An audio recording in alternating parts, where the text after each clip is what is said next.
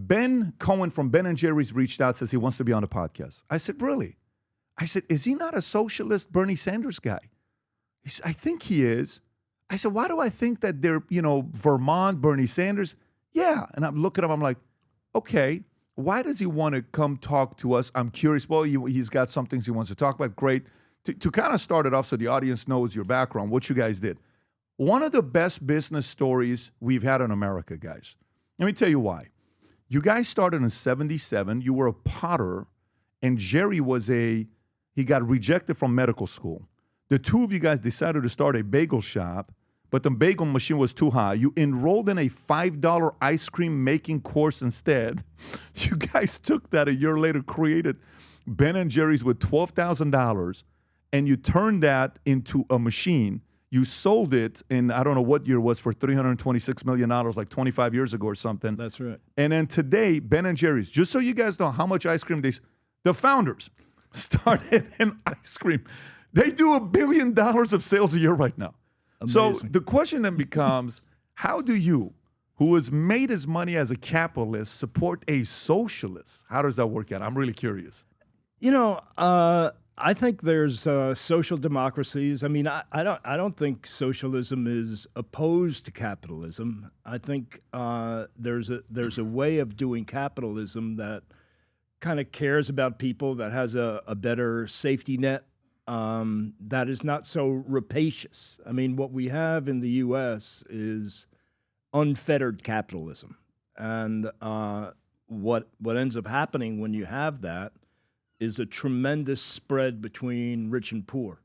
When Jerry and I started Ben & Jerry's, the spread between CEO pay and line level workers' pay was 40-1, and we thought that's outrageous. So we had a lower one. We came up with the 5-1 ratio. Yeah, that's interesting, by the way. And that's changed over time. But so today, it's no longer 5-1 at Ben & Jerry's. But today, the salary ratio between CEOs and line level employees is 400-1, and we're in a situation where, I don't know, what is it, 0.1% of the wealthiest people in the country own 90% of the wealth. Which you're part of it. You're part of the 0.1%.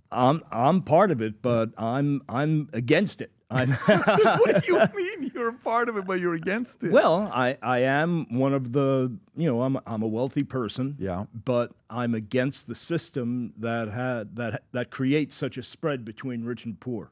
Why though? Because poor people are getting screwed. But why? But why though?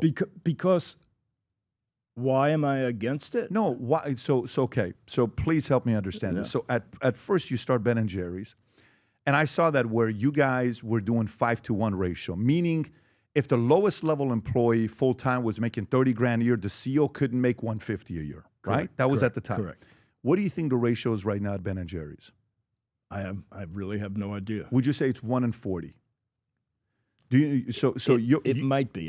But you work there, so you know what the CEOs make. You know what kind of money is making. You probably have the context in there. Let's just say the CEO of a company, like if I go right now, Rob, can you find out who is the CEO of Ben & Jerry's? I don't even know it. Ben & Jerry's CEO, salary. I don't know what it is. I've never Googled it. Yeah, let's just see. I'm interested. I've never Googled it either. Okay, so Ben & Jerry's salary, CEO, back in 2000, we're talking... That was at the time that the company got sold. But at the time, the salary was 504.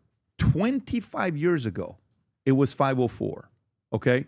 So, which became 17-1. All right? So I want you to follow this. So what you just said is, I'm just responding to what you said. Yeah. So Ben & Jerry's got started. You guys wanted to be very noble and, hey, we're not going to pay anybody at the highest level 5 times more than the lowest level employee. Lowest level makes 30, highest level makes 150. Okay, cool. Nice guys, noble guys. By 2000, you build a business that's doing $200 million a year. You guys are selling it for 326. Then the CEO pay was 17 times the lowest amount the employee was making. So that disparity went from 5-1 to 17-1. Let's say today, who is today's CEO of Ben & Jerry's? Dave Stever. Is it Dave Stever? What is Dave Stever's salary at Dave Stever salary, Ben and Jerry, right? If I go to it, I wish I could see it. I wish it was public. It's not showing it. But let's just say he's making a couple million a year. You guys are a billion. I don't think he is. Does he get stocks? Does he get shares? Does he get bonus? Does he get LTIP? Does he get? I don't think so. I would think that, you know. But if it was 500,000 25 years ago, Ben, it's not going to be less than 25 years ago. I believe it probably is, but I don't know. I don't have. I know, but well, let's just say it's $1 million. Let's say conservatively it's $1 million, and let's say the ratio now instead of 17-1 is 30-1. So you guys started off 5-1. It went 17-1. Let's say it's 30-40-1 now, and then at the time you're saying 40-1 was what it was in the corporate world. Now it's 400-1. You guys have 10x. They have 10x. So what's wrong with that? What's wrong with if you're creating value? Ben, you guys did something that's very difficult. Do you know how many people in America build a business from scratch that go from $0 to $1 billion in sales? Not Do you know many. how? Oh, Ben, what you've done is called doing the impossible. And I think the market should recognize you for it, your level of creativity. So that's the part. Do you think like when you guys originally started and you're building a business and you and your partner, you guys are two nice guys, Potter and a guy that was rejected from medical school, you built something with a $5 course that you take on making ice cream, and at first maybe you guys coming from a place of socialistic ideologies, and then now you're kind of like, well, maybe capitalism's kind of cool, and there's nothing wrong with capitalism. Have you gone through that evolution yet or not yet? I think that there's a form of capitalism that works well. Okay. You know, we've always been a capitalistic country. My understanding is that when Reagan took office, the marginal tax rate on the highest level was like 80%. I mean, which nobody paid for. Just so you know that they had it, but no one ever paid it. No, really, no one ever paid it. It was what they talked about, but everybody adjusted in ways so nobody, even like people would do certain jobs, so they never paid the highest marginal tax rate. Well, whatever, but I mean that's the idea. Right. That's what kind of makes sense to me. To have it at 80%. Well, you know, what is it now? What's the top marginal bracket? What is If you live in California, you're paying nearly 60%, but let's just say 43%. Right. You think that's too little? I think that the system that has created such disparity between rich and poor, and that's part of it. So, no, I don't think that works. I think a lot of people in this country are being left behind. I think 50% of the country is getting screwed economically. Why though? Because of laws and regulations that favor wealth. Such as what? You're a rich man. What is there? There's lower taxes on capital gains, right? But why though? Those who don't work, who don't work pay less taxes. Let me ask you a question. When you sold, you paid capital gains, no? Sure. No, you did. When you sell a company, you didn't pay ordinary income. You pay capital gains taxes. So you guys sell for $326. Let's just say at the time you own 80%. I don't know what percent. I didn't. Okay, but let's just say whatever it is, you still are a 9-figure guy. You made real money. Each of How you many guys. figures? 9 figures, like 100 million plus. No, I'm 8 figures. Okay, but guess what you are? You're still very rich compared to the average person. But here's a question for you: how hard? I don't need that much money. I can tell you that. Give it away. I give a lot of it away. Give all of it away. Just keep $500,000 of it. Eventually. Well, why don't you do while you're alive? I'm working on it. But why don't you do it sooner? I don't know. I haven't Because found a you good. shouldn't do it. You've earned it. Ben, you worked your ass off. You're there's hero. a lot of people that are working their ass off. The whole bottom 50% of the country is working their asses off and getting paid shit. What's the difference between them and you? What's the difference between them and me? You know, there's some luck involved. There was a good idea at the right time. What's the longest vacation you took in the first 10 years of building Ben & Jerry's? Not much. Oh, really? Why not? Other people who have jobs can take longer vacations. Why didn't you take it? I guess I chose to build the business. And therefore, you made the money that you made. Most people don't want to work as hard as you did.